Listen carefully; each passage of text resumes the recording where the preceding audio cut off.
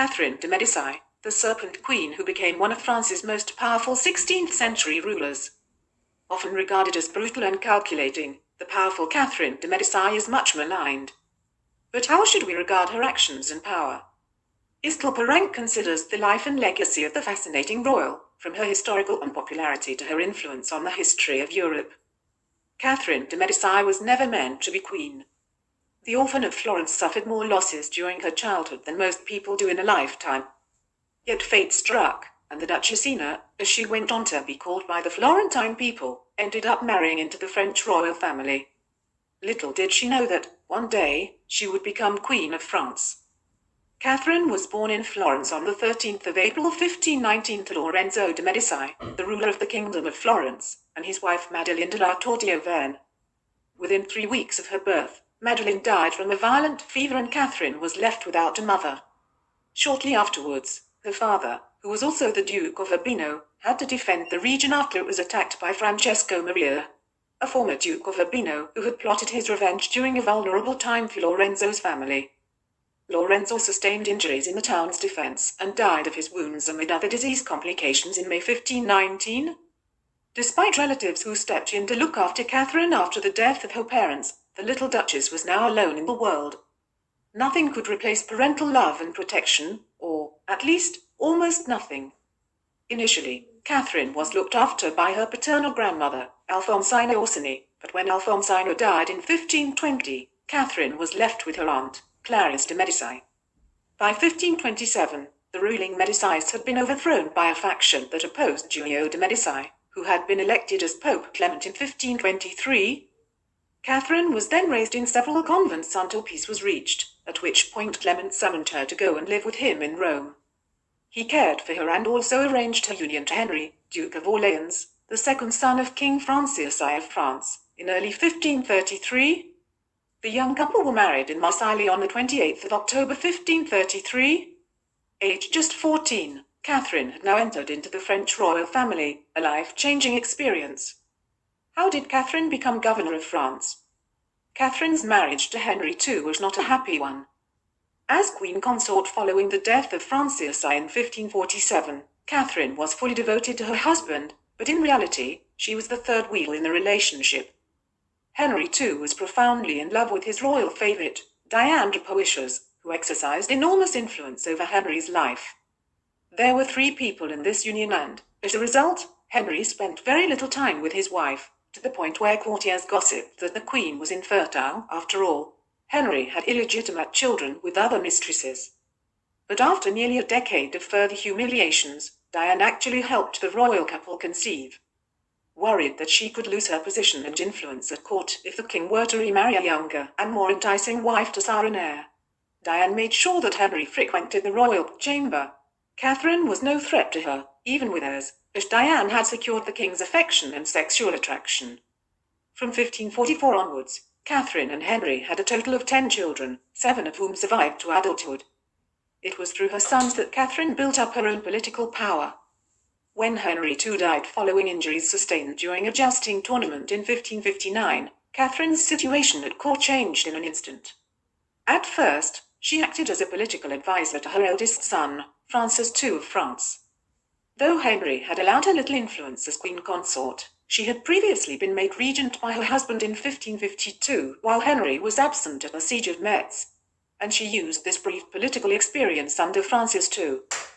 Then, when Francis died of illness on the 5th of December 1560, her 10-year-old son, Charles IX, became the next king of France. In an attempt to prevent Catherine from taking control, a regency was put into place, but she overcame it and was made governor of France, ruling alongside Antoine de Bourbon, the King of Navarre. Although Antoine was a prince of the blood and had been declared the official regent, the arrangement was ultimately approved by Parliament. It was through her sons that Catherine built up her own political power. When Charles IX became of age to rule on his own, she took the title of Queen Mother of France, imposing herself on all governmental meetings and using the influence she had over her son to remain in power. She continued this strategy, though less successfully, with her next youngest son, Henry III, who became king upon Charles's death in 1574. The long regency of Catherine was marked by the French Wars of Religion, a period of war between Catholics and Huguenots. Many urban legends depict Catherine as a murderer who hated Protestants, but it is important to note that the reality is quite different. In fact, Catherine spent a lot of her time in power trying to find peace compromises between Catholics and Protestants. Was she a fervent Catholic? Yes. Would she have preferred it if all her country was Catholic? Of course. But she also knew the importance of preserving stability in one's realm in order to secure the dynasty. Catherine spent months negotiating a potential marriage between her daughter, Marguerite of Valois, to the Huguenot Henry of Navarre, son of Antoine de Bourbon and Jeanne d'Albret. Once the marriage was agreed, the wedding was arranged for the 18th of August 1572. But in the days following the union came one of the bloodiest events of early modern French history. With tensions already high in Paris, an assassination attempt was made on Admiral Gaspard de Coligny, the military and political leader of the Huguenots, and the event sparked days of bloodshed. Not just in Paris but all over France, it later became known as the St. Bartholomew's Day massacre. How did Catherine react that night? She tried to save Coligny, the leader who had been targeted by the powerful Catholic Guise family, by sending for the royal doctor, Ambroise Paré, to treat his wounds. She also opened her doors to any Protestants who needed to find refuge, including the English ambassador at the time, Sir Francis Walsingham, when his apartments were no longer safe enough. The bloodshed is traditionally believed to have been instigated by Catherine. Did she suspect that the Guise family would seek revenge on Huguenot leaders for the death of their father at the hands of a Huguenot noble in 1562? Very likely, but she could not possibly have known it would lead to the thousands of deaths that followed. Did she encourage it? Hardly. Instability was never in the interest of the ones in power. Did she orchestrate it? No concrete evidence has ever been revealed. In September 1588, Catherine started to feel weak, and she eventually became ill with a lung infection. At this time, the situation in France was at its worst.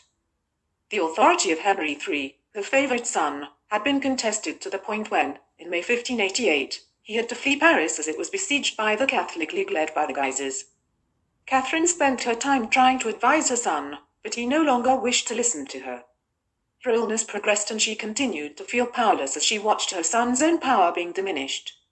When, in December 1588, Henry III ordered the assassinations of his enemies, Henry, Duke of Guise and Louis, Cardinal of Guise, Catherine gasped at the horror she was witnessing.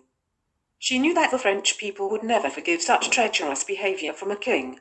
She knew it would seal her son's fate. Her lung infection spread further, and, on the 5th of January 1589, she gave her last breath in her own bed at the castle of Blois. It is believed she died of pleurisy. Why was she called the Serpent Queen? A dark legend has stained Catherine's reign and those of her sons, largely due to the fact that none of them put an end to the religious civil wars that ravaged France between 1562 and 1598. Her Italian origins were also considered a problem by courtiers, as well as the fact that she showed interest in astrology and astronomy. She believed astronomers, such as Nostradamus, and asked them for predictions of the future. Some people saw this as being an interest in the occult, which she did not have.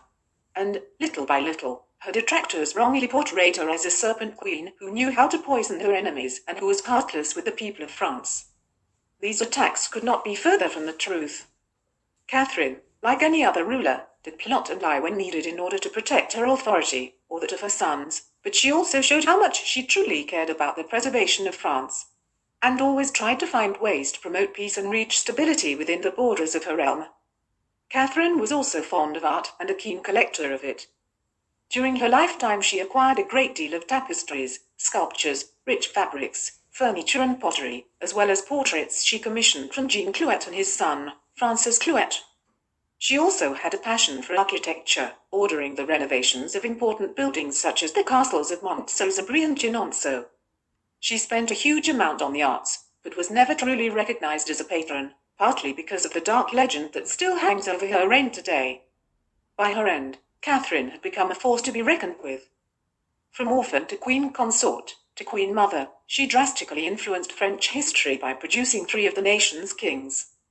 Though the Valois dynasty did not prevail after Henry III, Catherine's grandchildren from her other children went on to shape late 16th and 17th century politics. In many ways, she was the grandmother of early modern Europe.